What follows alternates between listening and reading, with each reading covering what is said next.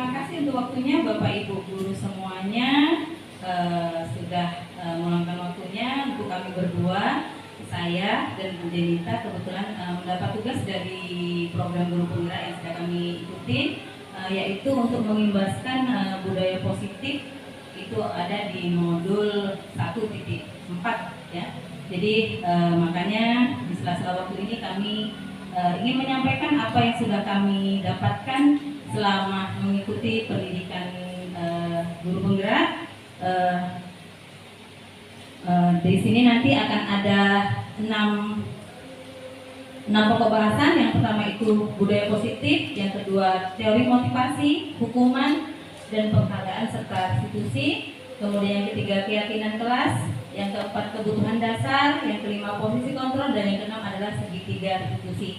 Jadi karena saya berdua dengan Bu Jenita, maka nanti saya akan membawakan 3 pokok bahasan dan Bu Jenita juga 3 pokok bahasan.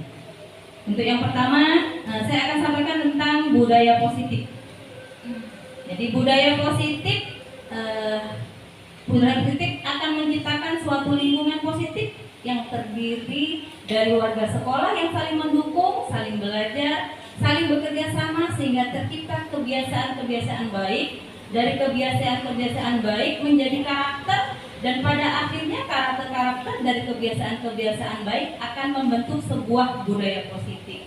Hal ini perlu kita tanamkan tidak hanya kepada kita sebagai Bapak Ibu guru, tapi kepada para siswa kita. Ini juga akan kita tanamkan budaya-budaya baik sehingga nantinya anak-anak kita akan menjadi anak-anak yang punya karakter baik, yang nantinya kita harapkan juga anak-anak kita bisa dengan karakternya itu bisa di masyarakat juga diterima dengan baik. Next. Kemudian teori motivasi, hukuman dan penghargaan serta restitusi. Jadi untuk teori motivasi ada 3 Bapak Ibu. Yang pertama, untuk menghindari ketidaknyamanan atau hukuman. Ya. Ini adalah tingkat terendah dari motivasi perilaku manusia. Biasanya orang yang motivasi perilakunya untuk menghindari hukuman atau ketidaknyamanan akan bertanya, apa yang akan terjadi apabila saya tidak melakukannya? Sebenarnya mereka sedang menghindari permasalahan yang mungkin muncul dan berpengaruh pada mereka secara fisik, psikologis maupun. Selanjutnya Bapak Ibu, penghargaan. Yang pertama, penghargaan itu ada pengaruh jangka panjang dan jangka pendek. Menurut penghargaan tidak efektif. Yang ketiga, penghargaan merusak hubungan. Yang keempat, penghargaan mengurangi ketepatan. Yang kelima, penghargaan menurunkan kualitas.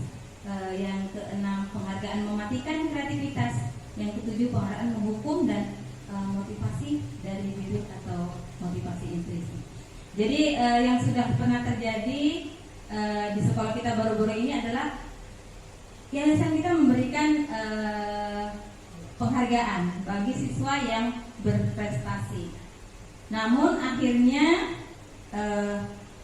terjadi penghargaan itu ternyata merusak hubungan. Saat itu memang orang tua menghitung nilai anak dan ternyata mereka salah menghitung. Lalu mereka, harusnya anak saya Bu yang dapat ranking 1-nya, bukan si ini gitu. Jadi ternyata niatnya baik dari ibu ketua, ternyata yang terjadi di lapangan adalah terjadi hubungan yang jadinya sepertinya tidak enak gitu antara orang tua dan yang satu dengan yang satunya. Kemudian penghargaan ini juga nantinya bisa menurunkan kualitas. Kenapa? Nanti anak cenderung seperti ini, ya pasti dia lagi yang dapat. Akhirnya yang lain tuh nggak termotivasi. Udahlah Bu, paling dia lagi Bu. Malah saya ikut Bu, andaikan diajarkan suatu perlombaan atau pertandingan atau di kelas. Mungkin kalau kita kasih reward itu biasanya yang sering dapat ya itu aja siswa-siswa yang memang berprestasi. Jadi kita lebih bisa lagi mencari solusi terbaik supaya anak-anak kita itu tetap termotivasi di dalam belajarnya. Kemudian hukuman.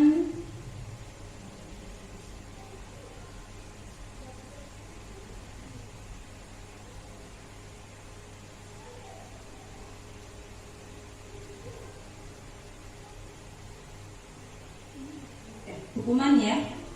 Bapak Ibu, di sini ada hukuman, konsekuensi dan restitusi. Ya.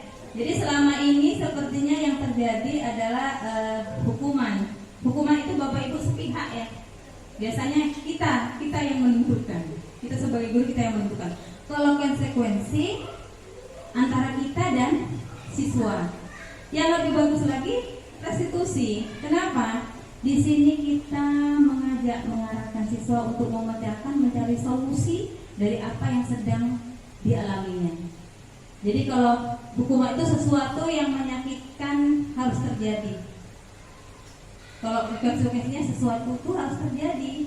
Tapi di restitusi ada pilihan-pilihan. Ya. Ada pilihan-pilihan yang bisa dilakukan di sana. Kemudian hukuman itu tidak nyaman untuk murid atau anak untuk jangka waktu panjang. Sedangkan konsekuensi itu tidak nyaman untuk murid atau anak untuk jangka waktu yang pendek. Dan restitusi itu menguatkan untuk murid atau anak dalam jangka waktu yang panjang. Karena di restitusi itu nanti memang yang dilakukan itu adalah yang sumbernya memang dari anak gitu. Jadi kita membantu anak mencari solusi pemecahan atas masalah yang sedang dihadapinya. Kemudian korban mendapat keadilan. Kalau di konsekuensi korban bisa diabaikan. Kalau di restitusi korban bisa mendapat ganti. Yang selanjutnya murid atau anak akan tersakiti. Jadi kalau kita hukum biasanya kan akan membekas. Saya sendiri mengalami sampai sekarang itu membekas di hati saya. Saya pernah dicubit sama guru saya cuma karena sudah ada memang yang ada sampah di bawah kursinya. Saat saya masuk, saya kasih hukuman. Jadi saya tanpa sadar ada kapur di bawah kursi saya. Karena saya merasa itu bukan saya yang membuat, saya santai saja, tiba-tiba dicubit. Sampai sekarang itu memang membekas. Jadi Bapak Ibu, ternyata memang hukuman yang kita berikan ke siswa itu alangkah memang kalau kita bisa merasakan itu akan membekas sampai kapanpun mereka akan ingat. Kemudian konsekuensi itu akan membuat murid atau anak menjadi tidak nyaman. Tapi di restitusi itu murid atau anak akan mendapat penguatan dari kita. Ya. Jadi ada penguatan yang kita berikan. Jadi antara kita dan murid itu mencari solusi-solusinya secara bersama. Kemudian sistem tidak akan berjalan bila murid tidak takut. Anak melakukan karena takut dihukum. Jadi cenderung seperti itu kalau hukuman itu. Kemudian memerlukan monitoring dan supervisi terus-menerus dari guru untuk konsekuensi. Tapi di restitusi murid itu belajar bertanggung jawab atas perilakunya. Jadi sadar mereka kalau aku seperti ini, saya seperti ini, nanti akan seperti ini. Jadi ada kesadaran dari dalam diri sendiri. Kemudian kalau hukumnya berlaku hanya pada sebuah institusi, tidak berlanjut pada kehidupan nyata. Cenderung kalau di sekolah dia terlambat akan mendapat hukuman, tapi kalau di rumah mungkin dia tidak laksanakan itu, terlambat pulang sekolah, ya suka-suka aja, gitu. Karena hukuman itu nanti berlaku di sekolah saja. Kemudian kalau di konsekuensi membantu penerapan mengikuti peraturan dalam masyarakat. Tapi di restitusi fokus pada pemecahan masalah dalam jangka waktu yang panjang. Jadi tidak sesaat. Jadi kedepannya itu mudah-mudahan anak-anak kita itu akan melakukan hal-hal yang lebih baik. Selanjutnya peraturan adalah kamu itu harusnya seperti ini, kamu itu nggak boleh terlambat lagi, kamu itu kalau ke sekolah itu harus pakai pakaian yang rapi, cenderung seperti itu. Tapi kalau di konsekuensi, karena ada konsekuensinya, kita bisa menanyakannya apa peraturannya, mampukah kamu melakukannya? Kalau di restitusi, karena dari siswa sendiri, kita tinggal menanyakan apa yang kamu yakini. Jadi dari dalam diri siswa sendiri, apa yang bisa kamu lakukan untuk memperbaiki masalah ini? Asalnya itu dari siswa, kesadaran siswa. Kita yakin pasti mereka akan menjawab dengan kejujuran dia. Jadi dia nggak akan berbohong. Ya Bapak Ibu. Kemudian murid atau anak membenci peraturan. Ini kalau untuk peraturan. Masih gitu aja pun, kenapa ada peraturan? Kalau di konsekuensi nanti murid atau anak menghormati peraturan karena ada konsekuensi. Tetapi di restitusi murid akan lebih menghormati dirinya sendiri dan orang lain. Selanjutnya pada peraturan itu nilainya negatif, efeknya negatif. Kalau di konsekuensi itu netral dan kalau di restitusi itu lebih positif, ya. Bapak Ibu, selanjutnya mungkin kalau tentang keyakinan kelas, ya, keyakinan kelas itu bersifat lebih abstrak daripada peraturan yang lebih rinci dan konkret. Jadi memang kalau keyakinan hal-hal nyata yang memang kita akan laksanakan di kelas. Kemudian keyakinan kelas berupa pernyataan universal. Pernyataan keyakinan kelas senantiasa dibuat dalam bentuk positif.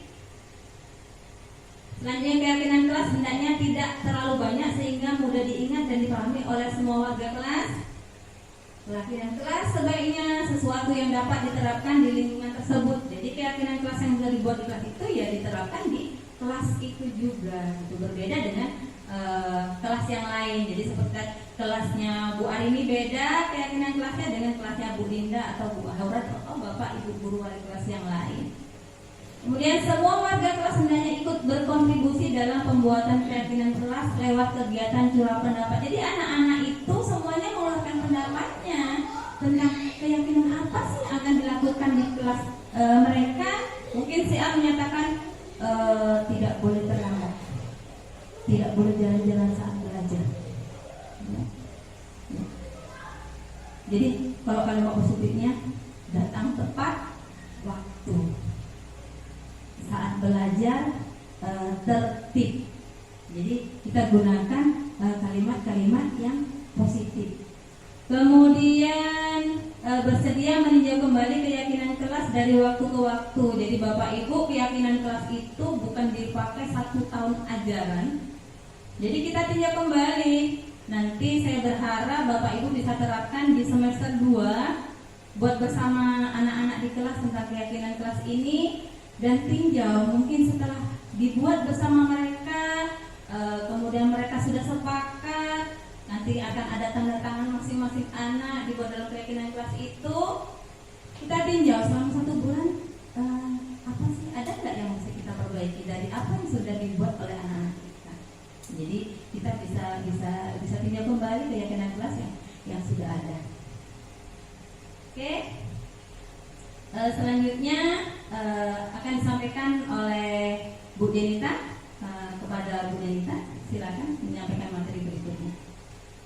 Ya, baik, terima kasih atas kesempatan yang diberikan kepada saya dari Ibu Kepala Sekolah, Ibu Sudarwati, yang pada kesempatan ini kami berdua lebih dahulu mengikuti pendidikan guru penggerak. Izinkan saya menyampaikan bahwasanya pendidikan guru penggerak ini sudah 2 bulan kami ikuti, mulai dari Oktober. Kemudian di setiap bulannya ada lokakarya, pertemuan secara langsung, selebihnya diadakan secara virtual melalui Google Meet dan kolaborasi melalui LMS. Hari ini saya lanjutkan untuk menyampaikan apa yang telah kami pelajari, yaitu kebutuhan dasar. Sebenarnya anak-anak memiliki ada 5 kebutuhan dasar dalam teori yang menyebabkan perilakunya seperti itu. Di sini ada yang pertama, yaitu kebutuhan bertahan hidup. Yang kedua, kasih sayang dan rasa diterima. Kemudian penguasaan, kebutuhan pengakuan atas kemampuan. Kemudian kebebasan, kebutuhan akan pilihan. Dan kesenangan, kebutuhan untuk merasa senang. Oke. Dalam bertahan hidup, yang dimaksud di sini adalah tentu kenapa anak-anak misalkan pada kasus ini. Dalam kasus ini, apabila jawaban ini ketika ditanya oleh ibu guru, kenapa kamu lapar karena orang tuamu tidak membawakan makan siang misalnya, kebutuhan dasarnya adalah berusaha untuk memenuhi kebutuhannya bertahan hidup. Nah, ini kadang terjadi mungkin di kelas-kelas kecil. Di kelas-kelas kecil anak-anak lebih sulit mungkin mengontrol dirinya, sehingga ada kejadian mungkin di kelas yang buat kita makan dalam kelas. Karena kebutuhan bertahan hidup, padahal anak-anak bisa diarahkan pada saat di kelas jangan makan dulu. Nah, itu tadi menyambung dari keyakinan kelas. Bukan kita yang membuat peraturan, tapi kita sama-sama bersama anak berkolaborasi membuat suatu keyakinan kelas yang diawali dengan kesepakatan kelas. Ketika sudah sepakat, kemudian timbullah keyakinan kelas. Kemudian kasih sayang dan rasa diterima. Ini adalah yang mendasar, mungkin anak-anak memiliki kebutuhan dasar kasih sayang dan rasa diterima tinggi, biasanya ingin disukai dan diterima oleh lingkungannya. Bagi mereka teman sangatlah penting, mereka juga sangat suka bekerja sama dalam kelompoknya. Kebutuhan dasar anak-anak loh untuk mendapatkan kasih sayang dan rasa diterima. Sehingga kita sebagai guru sebaiknya memposisikan diri kita untuk menyayangi anak ketika berhadapan dengan si Banu 100% sayang, kepada si Budi misalnya 100% sayang. Jangan ada kasih sayang yang berbeda. Kenapa? Karena sedikit saja perlakuan kita berbeda itu menimbulkan efek kepada anak. Mungkin anak-anak dengan mudah akan mengatakan gurunya pilih kasih, padahal sebenarnya mungkin yang kita lebih cenderung kita perhatikan itu karena memang dia membutuhkan perhatian yang lebih khusus gitu. Kita harus bisa ngasihkan pemahaman ke anak-anak. Contohnya di kelas saya, cenderung saya lebih memperhatikan Febri misalnya, karena dia memang butuh perhatian yang lebih dibandingkan dengan Zahira misalnya. Karena apa? Mungkin dari segi pemahaman materi Zahira lebih mudah memahami gitu dibandingkan dengan Febri. Tapi saya berusaha untuk memberikan pemahaman juga pada Zahira dan teman-teman yang lain bahwa saya melakukan itu bukan karena saya pilih kasih, tapi saya menganalogikannya begini. Kamu sama Febri lebih ngerti mana pelajaran Bu Jenita? Lebih ngerti saya, Bu. Lantas kalau saya terus memperhatikan kamu, ngajarin kamu terus-menerus, yang ada dia tetap ketinggalan gitu. Jadi bagaimana caranya kita bersama-sama membantu Febri supaya bisa sama-sama ke kita, sama-sama seperti kita gitu. Jadi berikan pemahaman kepada anak bahwa mereka semuanya kita sayangi dengan porsi sayang yang sama. Kemudian penguasaan, ini kebutuhan dasar anak. Selalu ingin menjadi pemimpin, selalu juga suka mengamati sebelum mencoba hal yang baru dan merasa kecewa bila melakukan kesalahan.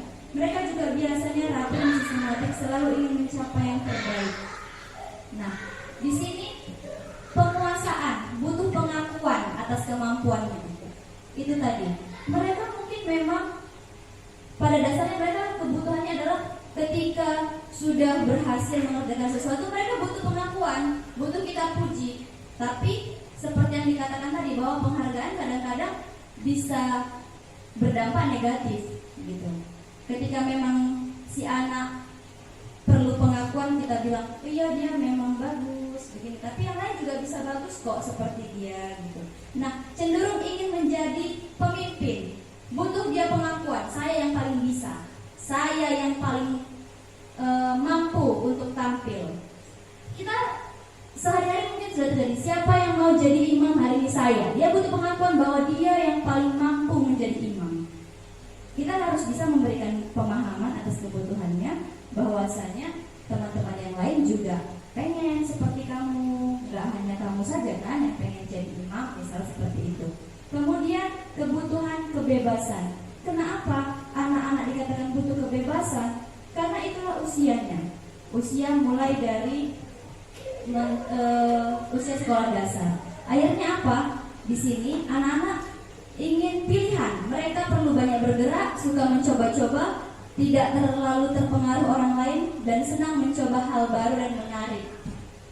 Contohnya saja, menarik sekali suara stipek itu, sehingga itu punya magnet. Kenapa kita punya stipek, kita sering nulis yang salah. Akhirnya dibanding ketika kita nggak punya stipek, kemungkinan kita menulis salah itu sedikit karena kita lebih berhati-hati karena kita nggak punya. Akhirnya apa? Mencoba hal yang baru. Bisa nggak ini ya dituliskan ke kursi? Akhirnya bisa, karena memang mereka masa-masanya memang butuh kebebasan.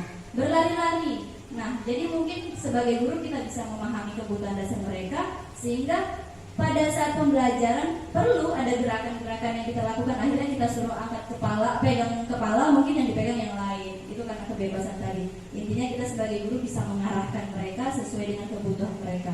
Kesenangan.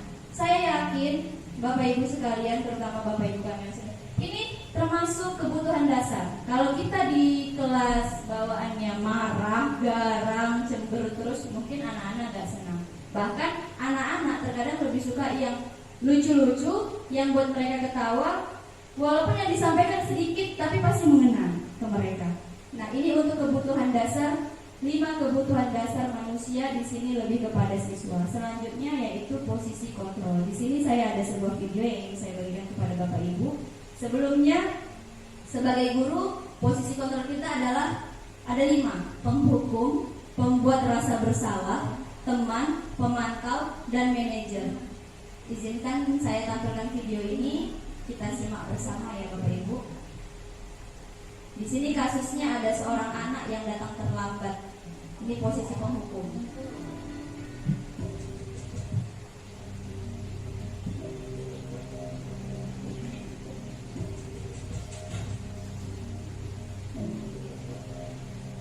Naren,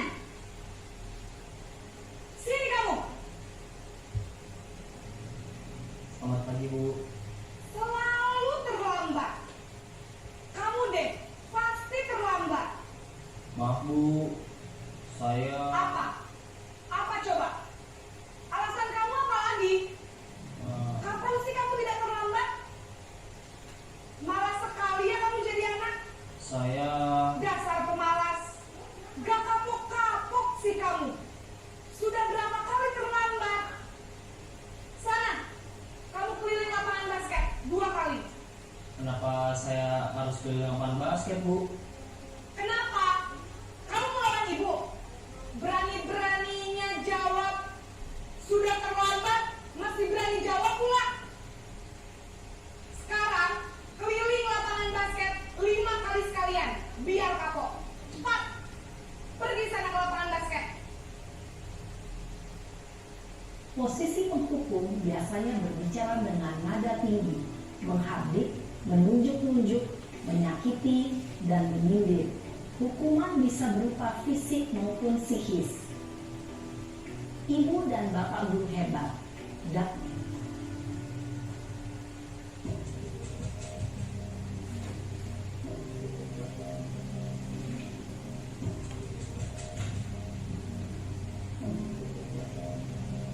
Naren!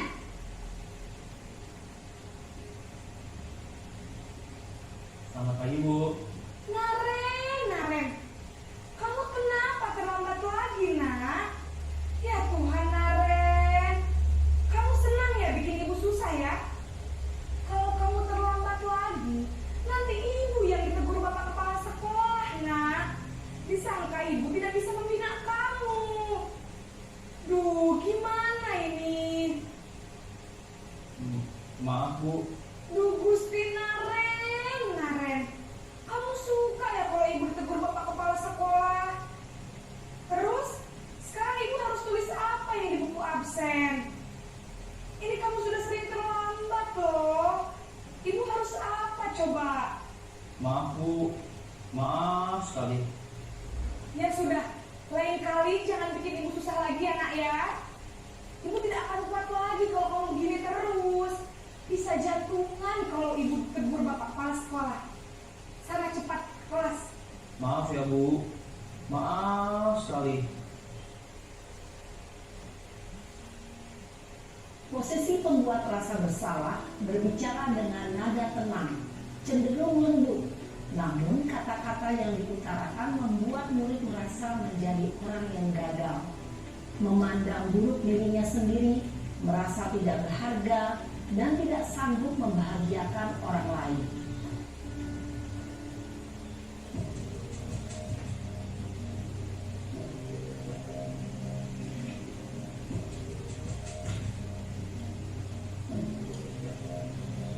Naren!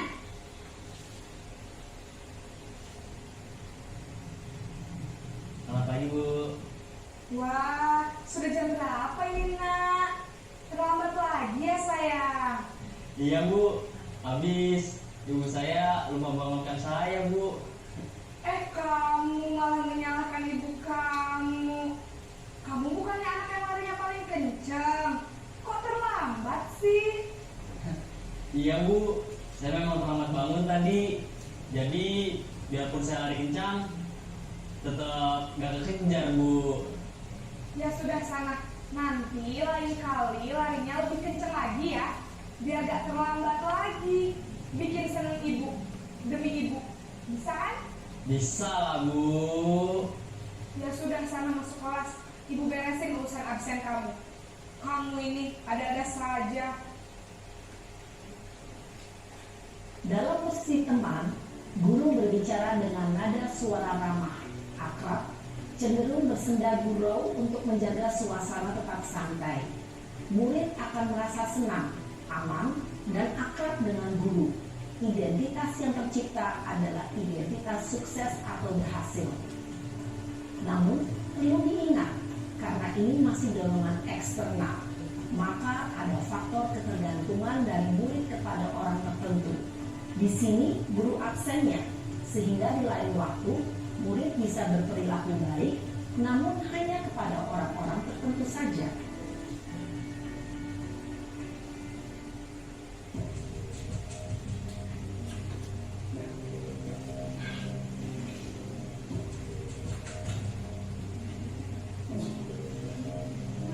Naren!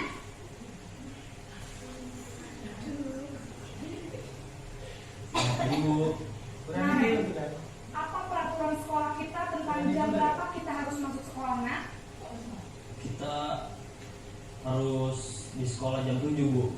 Iya betul, sekarang sudah jam 7.20.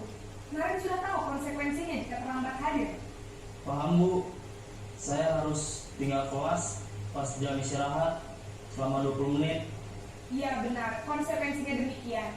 Jadi nanti jam 9.30 pas istirahat, kamu harus tinggal di kelas, kerjakan tugas tambahan untuk ketertinggalan kamu, ya? Baik Bu. Posisi pemantau mengandalkan penghitungan atau data untuk mengontrol murid. Guru mengarahkan murid berdasarkan peraturan dan konsekuensi. Seorang pemantau menunjukkan bahasa tubuh dan ekspresi wajah yang datar dan cenderung formal.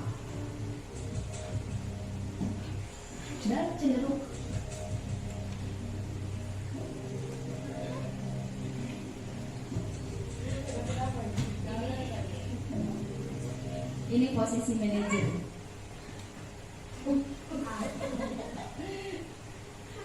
Selamat pagi Bu. Selamat pagi Naren. Maaf Bu, saya terlambat. Iya, sekolah masuknya jam 7, sekarang sudah jam 7.20. Jadi sekarang bagaimana ini Naren? Maaf Bu, saya lupa setel alarm saya semalam. Baiklah, menurut kamu, keyakinan sekolah yang mana yang perlu kamu tingkatkan? Menghargai diri sendiri dan orang lain mungkin ya Bu. Setuju. Jadi, apakah Naren meyakini prinsip saling menghormati tersebut? Iya Bu, saya meyakininya. Apakah Naren bersedia memperbaiki masalah keterlambatan ini? Bersedia Bu. Bagaimana kamu akan perbaiki masalah keterlambatan ini? Saya akan coba untuk tidak lupa menyetel alarm saya Bu. Baik, kalau Naren lupa menyetel alarm di rumah, ada orang yang kira-kira bisa bantu mengingatkan tidak? Ada Bu, kakak saya, Kak Emma. Ada lagi selain Kak Emma? Selain Kak Emma, ada ibu saya. Baik, jadi yang mengingatkan Naren adalah Kak Emma dan ibu kalian. Kira-kira akan mulai setel alarm kapan nih Naren? Setelah pulang sekolah, akan segera saya lakukan. Baik, jadi Naren akan setel alarm untuk bangun besok pagi dan akan diingatkan oleh kakak dan ibunda Naren ya. Ada lagi yang mungkin perlu dilakukan Naren agar tidak terlambat bangun lagi? Tidak ada Bu. Baik Naren, terima kasih untuk kerjasama kamu. Sekarang kamu perlu kembali ke kelas untuk belajar. Baik Bu, terima kasih. Posisi manajer adalah posisi kontrol yang disarankan untuk membimbing murid memiliki sikap disiplin yang positif, yaitu murid yang mandiri, bertanggung jawab, dan dapat memecahkan masalah. Tujuan dari posisi ini adalah agar murid dapat berefleksi atas tindakannya. Guru akan dengan tulus memberikan pertanyaan-pertanyaan bermakna, sehingga membuat murid dapat belajar dari kesalahannya dan mencari sebuah solusi untuk menyelesaikannya. Keren ya Bapak Ibu. Dan mungkin kelima posisi itu pernah kita sama-sama lakukan ya.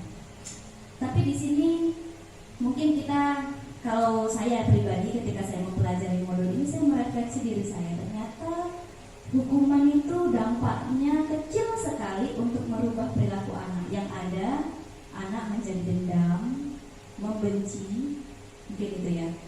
Kemudian dari 5 posisi tadi, sebagai guru yang paling disarankan adalah posisi manajer. Kenapa? Karena di posisi manajer ini kita menanyakan apa yang menjadi masalah, kemudian memberikan solusi dan akhirnya memperbaiki kesalahan itu. Kalau sebagai teman itu tadi, mungkin dampaknya adalah ketika sama guru yang satu, karena dia merasa lebih dekat, lebih kedan kalau kita bilang bahasa Medannya. Akhirnya dengan guru yang lain dia tidak merasa seperti itu. Itu kalau posisi teman, masih ada kelemahannya. Ya, kemudian untuk posisi membuat rasa bersalah tanpa kita sadari juga pernah kita lakukan ya Bapak Ibu. Kamu jangan gitu, bikin malu ibu gitu. Akhirnya ketika kita malu dia merasa bersalah dan itu melekat dalam memori si anak. Yang lebih parah ketika kita bilang kamu jangan gitu, jantungan ibu kamu bikin. Ketika besok dia mendengar kabar kita sakit jantung, dia akan merasa orang yang paling berdosa pada hari itu. Jadi ucapan kita membuat rasa bersalahnya, mungkin kita menganggap bisa merubah perilakunya. Akhirnya ya itu tadi merasa bersalah. Kamu jangan gitu, nanti bapak ditegur sama kepala sekolah. Ketika kita datang ke ruangan kepala sekolah, dia merasa bersalah. Bapak kita di ruangan kepala sekolah, padahal mungkin urusan yang lain, bukan karena ditegur, tapi itu tadi membuat dampak dan memori-memori yang memiliki kelemahan. Akhirnya dianjurkan untuk kita semua, kami juga masih sama-sama belajar untuk berada di posisi manajer. Ketika anak melakukan kesalahan, saya lihat hari Selasa yang lalu anak saya keluar rame-rame, keluar gerbang, jajan batagor itu pada saat jam istirahat. Akhirnya saya nggak tahu awalnya. Saya lihat, kenapa kamu keluar gerbang? Iya bu. Menurut kamu tuh benar nggak? Enggak bu. Apa yang mau kamu lakukan di luar gerbang sana? Mau beli batagor bu? Sejujur itu anak menjawab, mau beli batagor. Kalau mau beli makanan kan bisa di kantinnya Bang Rian, tapi di kantin Bang Rian nggak ada batagor bu. Itu tadi anak butuh kebebasannya. Jadi saya tanya, menurut kamu ini salah nggak? Salah bu. Apa yang terjadi sama kamu? Basah bu, baju saya, sepatu saya basah. Rugi nggak kamu? Rugi. Jadi gimana caranya supaya bisa memperbaiki ini? Nanti kalau hujan kami nggak keluar lagi bu. Gitu. Seandainya saya katakan, kalau kamu ketabrak mobil, apa yang terjadi? Itu negatif loh akhirnya ke anak. Seandainya hal itu benar-benar terjadi, gitu. Jadi di sini kita sama-sama belajar, saya sama-sama belajar dengan Bapak Ibu guru sekalian untuk akhirnya kita bisa menempatkan diri kita di posisi manajer. Kita kedepannya berusaha tidak ada lagi hukum menghukum, apalagi baik fisik maupun verbal, karena ingatan anak-anak terukir jelas. Ketika ada kalimat-kalimat yang menyakiti, dia akan ingat terus. Dan yang paling menyedihkan ketika dia berhasil, dia ingat perilaku kita yang kurang mengenakan itu. Semoga kita sama-sama bisa memperbaiki dan berada di posisi manajer. Nah, selanjutnya ada segitiga restitusi. Ini melanjut dari apa yang dikatakan di posisi manajer. Di sini ada validasi tindakan yang salah. Kamu tentu punya alasan kenapa kamu melakukan itu. Seperti tadi, kenapa kamu keluar gerbang, pengen ke Indomaret, pengen ini, pengen itu. Tanya dulu alasannya. Kalau di posisi penghukum tadi kan, dia nggak ngasih kesempatan murid untuk ngasih tahu alasannya apa. Yang lebih menyedihkan ketika dia terlambat, kita marah-marah, kita hukum. Padahal tadi sebelum berangkat dia harus suapin ibunya dulu waktu sakit. Menyedihkan ya, seandainya kita tahu hal itu terjadi. Maka memang benar-benar disarankan di posisi manajer. Akhirnya di sini kita sudah validasi tindakannya yang salah. Kemudian kita stabilkan apa cara yang lebih efektif untuk kamu butuhkan. Setel alarm bu, siapa yang bisa ingatkan?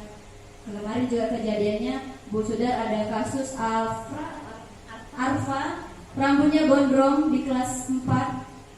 Sudah diingatkan, ternyata kenapa nggak pangkas? Iya bu, Bunda lupa ingatin bundanya. Akhirnya apa? Gimana caranya supaya rambut kamu bisa bagus?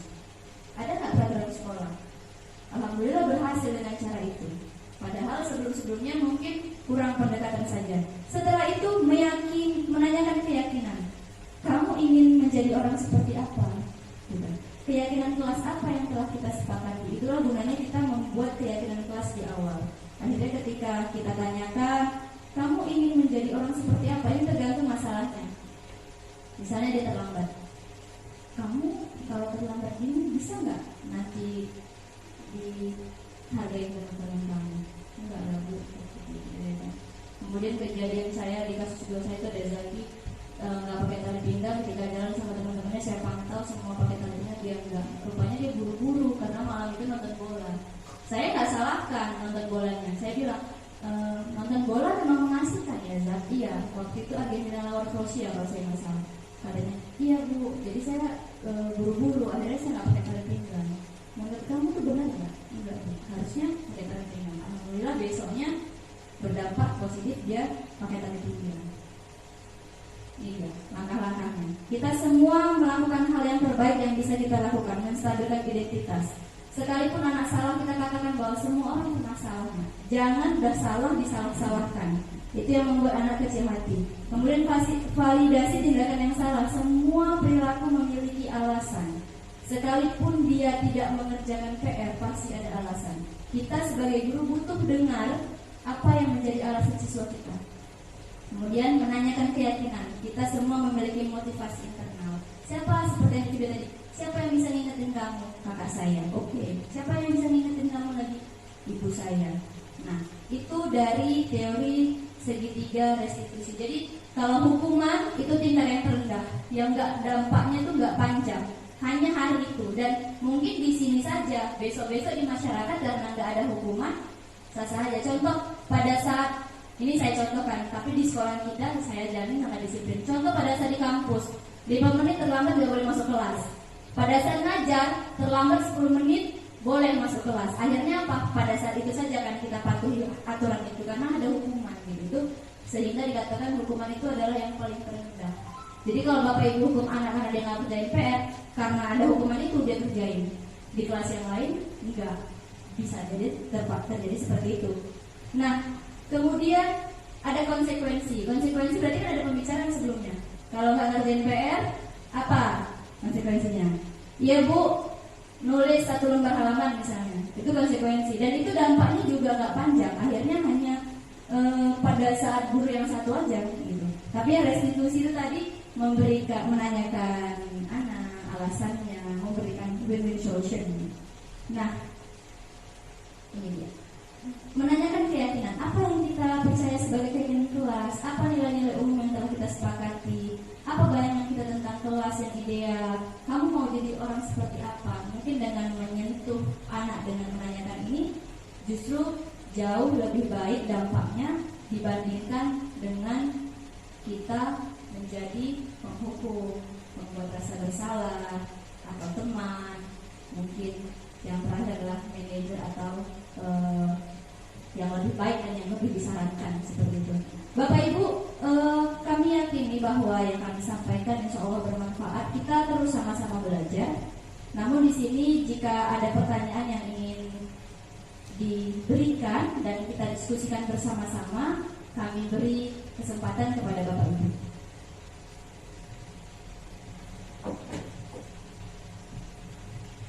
Baik Bapak Ibu, jika ada hal yang ingin ditanyakan, silahkan.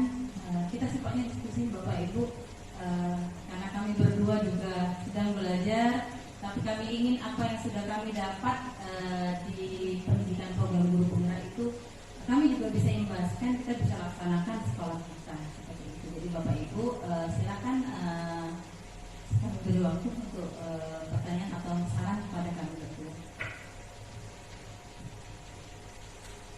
Ya, silakan.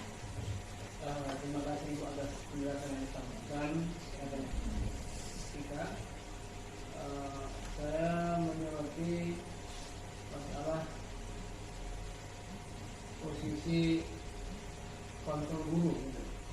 Jadi ada 5 yang disampaikan oleh Ibu.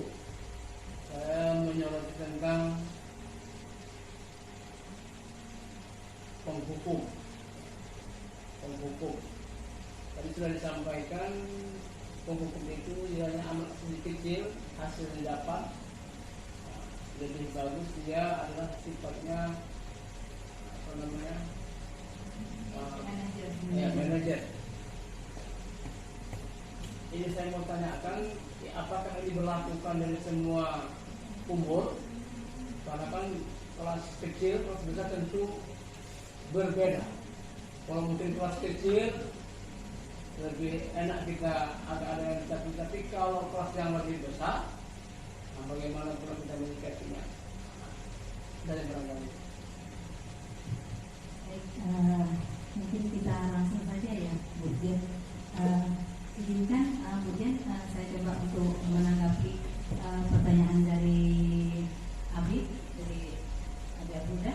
Jadi seperti ini, untuk posisi penghukum dengan posisi manajer itu yang memang sangat jauh berbeda.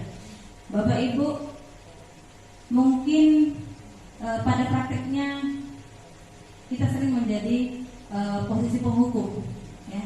Tapi saya berharap ke depan kita berusaha untuk menjadi posisi kontrol itu adalah manajer.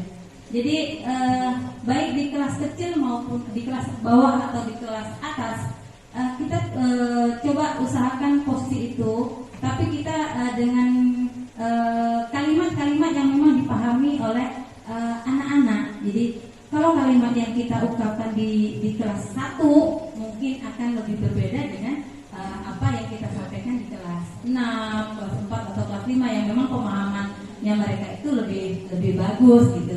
Jadi jangan karena kelas 1 cenderung kita ke posisi penghukum aja. Jadi anak ibu, anak bapak nggak boleh ini ya. Nanti kalau ini begini ya, gitu. Jadi kita ajarkan juga anak-anak kalau nanti belajarnya jalan-jalan, terus bisa paham enggak dengan yang sudah habis sampaikan atau Bu Guru sampaikan? Enggak. Jadi kalau mau pinter, anak-anak ibu, anak bapak kalau belajar duduk yang rapi ya, perhatikan yang bagus ya. Mungkin lebih cenderung bahasanya itu kita gunakan yang memang yang bisa dipahami dan dimengerti oleh anak-anak kita. Mungkin kalau di kelas besar kalimatnya mungkin masih anak-anak bapak ibu dengan kamu berjalan ke sana kemari, apa sih yang kamu dapatkan gitu. Jadi mereka nggak ada apa-apa, nggak dapet gitu. Jadi artinya apa yang harus kamu lakukan? Memperhatikan, duduk bagus seperti itu. Mungkin itu jawabannya saja. Atau ada tambahan lagi dari Bu Nya itu? Silakan. Oke, Bapak Ibu, ada lagi yang ingin bertanya atau ada masukan buat kami berdua?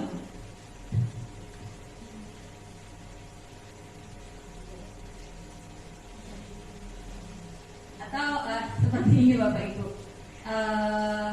mudah-mudahan ya, kalau diem biasanya ada dua kemungkinan, paham atau hampa. Tapi saya berharap dengan penjelasan kami berdua minimal ada setitik yang Bapak Ibu peroleh gitu. Sangat saya berharap apa yang kami peroleh, saya selalu ingin berusaha langsung imbaskan ke Bapak Ibu, karena saya ingin karena saya di sini selain programnya itu guru penggerak, tapi saya sudah diangkat, sudah kasih amanah untuk memimpin sekolah kita. Jadi apa yang saya peroleh saya ingin langsung imbaskan ke Bapak Ibu, karena saya ingin ada perubahan positif ke sekolah kita, karena semuanya baik gitu, semuanya baik, dan saya merasa sebenarnya sudah kita lakukan, tapi kita tidak menyadari seperti itu. Jadi kita lebih kepingin kita arahkan lagi ya, oh ternyata kita memang harus melakukan ini gitu.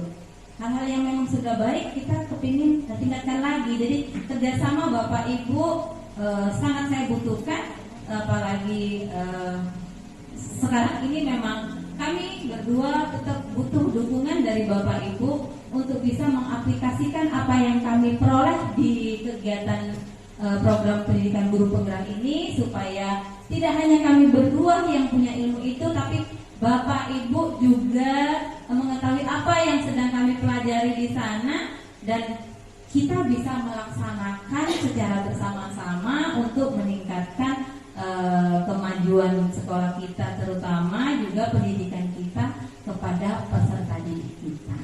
Mungkin itu dari saya, Bu Jen. Kalau sudah tidak ada pertanyaan lagi, ada lagi Bapak Ibu, boleh silakan Miss Haura. Nah ini Bu, tadi kan ada di dalam materi itu tentang konsekuensi. Dan ini ada kaitan dengan keyakinan kelas. Rasa keyakinan kelas kan kita ini bersepakat dengan siswa. Nah otomatis Bu, pada saat pembuatan itu kan pasti ada sih konsekuensinya yang akan diterapkan. Misalnya ketika terlambat masuk, terus kalau terlambat masuk gimana? Berarti kan ada termasuk seperti bentuk hukuman, tapi tidak sih, lebih ke konsekuensi ya Bu ya. Nah itu bagaimana Bu? Berarti keyakinan kelasnya apa termasuk bentuk efektivitas untuk meningkatkan positif ya kelas positif ya Bu, apa lingkungan yang positif itu.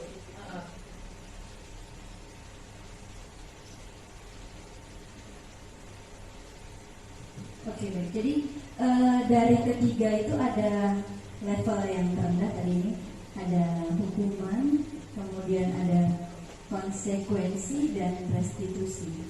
Kalau hukuman tuh datangnya satu arah, ya kan? Hanya dari guru, tanpa dengar alasan apapun. Kalau namanya udah terlambat masuk kelas, ini hukumannya gitu. Kalau konsekuensi kita bicara dua arah.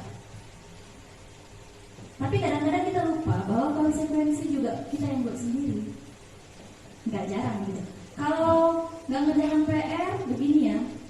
Kita sampaikan ke anak, padahal kita menganggap itu konsekuensi, padahal itu kita yang buat sendiri. Sebenarnya teori konsekuensi itu adalah kita sama anak yang buat gitu. Kalau nggak ngerjakan PR, apa hukumannya? Ya Bu, nulis 1 lembar buku gitu. Apakah itu dampaknya baik? Enggak juga. Setelah kita lakukan, dia nulis 1 halaman, besoknya dia buat PR enggak? Gitu. Kenapa? Karena dia ngerjakan itu karena berdasarkan konsekuensi. Walaupun tingkatannya lebih baik daripada hukuman yang satu arah. Kita juga mungkin pernah mengalami ketika kita terlambat datang, terus kita disuruh guru kita nulis 1 halaman buku, saya tidak akan terlambat lagi ke sekolah. Pada saat kita menulis itu, kita hanya melaksanakan konsekuensi, belum tentu besok kita tidak terlambat gitu. Tapi kalau di restitusi, kita kan udah tanya kenapa dia terlambat gitu. Kalau konsekuensi ini kan karena dia terlambat, dia melaksanakan konsekuensinya gitu, tanpa kita tanya alasannya apa gitu. Nah makanya lebih disarankan tuh restitusi. Ketika restitusi itu kan kita tanya dulu, setelah kita dapat jawabannya, kita dapat alasannya, apa sih cara dan solusinya bisa memperbaiki itu gitu. Kalau konsekuensi itu tadi, ketika contoh di kelasnya Miss Haura udah sepakat kalau setelah sholat duha bel masuk langsung masuk. Setelah tahu ada yang terlambat di kelas, ada konsekuensi. Kalau terlambat suruh berdiri misalnya 15 menit. Hanya menjalankan konsekuensi kan, tanpa Miss Haura tahu dia terlambat kenapa gitu. Jadi kita butuh tahu alasan ketika siswa kita itu keliru atau melakukan kesalahan. Sekalipun itu adalah kesalahan yang kecil. Kenapa kamu nggak bawa pensil? Mungkin ini kelas 1 ya, kesalahan yang kecil. Tapi ketika kita nggak tanyakan alasan, misalnya buat di kelas, Rahmat tidak bawa pensil. Siapa yang punya pensil? Pinjemin Rahmat. Hanya solusi yang Bu Wanti kasih, tanpa Bu Wanti kasih pertanyaan apa alasannya. Akhirnya apa? Dia menganggap besok, oh kalau Timo nanti pinjemin ibu kok sama kawan, nggak membentuk akhirnya. Maka di sini yang kita paling sarankan adalah restitusi. Ketika kita sudah tahu alasan, kita validasi, kemudian kita kasih masukan yang itu datangnya dari kita berdua dan anak gitu. Kadang kita gitu ya, ketika buku gambar nggak bawa, nanti minta kertas sama TU, kertas HVS. Akhirnya itu kan nggak membentuk anak. Nggak apa-apa, nggak bawa, besok dikasih ibunya kertas HVS, minta sama Pak Eko gitu ya. Tanpa kita tahu sebenarnya dia nggak bawa buku gambar itu alasannya apa. Jadi ini bagi saya, setelah mempelajari ini nggak hanya berlaku antara siswa dan murid, Dalam kehidupan sehari-hari kita juga perlu untuk memvalidasi kesalahan. Jadi kita nggak bisa menghakimi seseorang dia kayak gini, tapi dia pasti punya alasan kenapa dia melakukan itu, dan akhirnya mencari solusi dan pemecahan yang baik. Kenapa anak pasti senang seperti itu dibandingkan dia dihukum, akhirnya berdampak bukan jerah tapi dia malu, kemudian dendam sama kita, walaupun mungkin dalam pelaksanaannya masih mungkin beberapa kali kita lakukan. Tapi itulah yang namanya proses belajar, bahwa belajar itu sepanjang hayat gitu. Dan kita harus bisa pahami Bapak Ibu bahwa anak terus berkembang, teknologi terus berkembang, dunia terus berkembang. Pengalaman bisa kita jadikan guru, namun tidak semua yang ada pada zaman-zaman itu bisa kita gunakan sekarang. Mungkin itu Bapak Ibu, ada lagi yang ingin ditanyakan?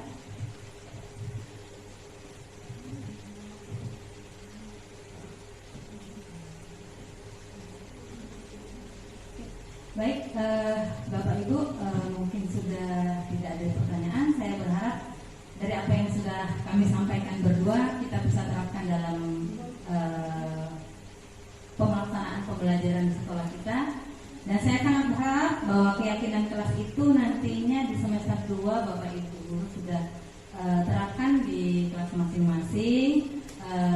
Untuk itu kami berdua mengucapkan terima kasih untuk waktunya yang sudah Bapak Ibu sediakan untuk kami berdua. Mohon maaf mungkin ada hal-hal yang kurang berkenan pada Bapak Ibu selama kegiatan ini berlangsung. Dan saya akan akhiri dengan mengucapkan terima kasih. Wassalamualaikum warahmatullahi wabarakatuh.